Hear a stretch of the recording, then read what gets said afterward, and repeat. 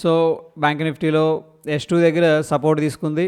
Again ఏంటంటే pull back తీసుకొని S1 దగ్గర సపోర్ట్ తీసుకొని R2 దగ్గర రిజెక్షన్ అనేది జరిగింది. సో ప్రస్తుతానికి ఏంటంటే మనం వాచ్ చేయాల్సింది 53,000 లెవెల్ అనమాట. ఆల్మోస్ట్ 52,800 దాకా పైకి వెళ్ళింది. సో 200 పాయింట్స్ అవే అనుకోవచ్చు ఇది హై నుంచి.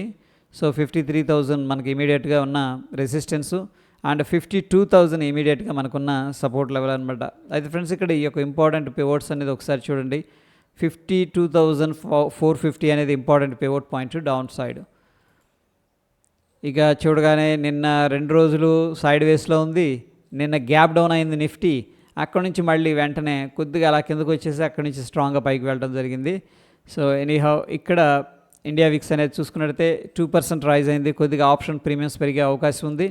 ఇక డాలర్ ఇండెక్స్ అయితే స్ట్రాంగ్ రికవరీ బౌన్స్ అనేది జరిగింది. ప్రీవియస్గా ఒక ఇంపార్టెంట్ సపోర్ట్ అయితే బ్రేక్ డౌన్ జరిగింది. మళ్ళీ అక్కడ నుంచి స్ట్రాంగ్ పైకి అనేది బౌన్స్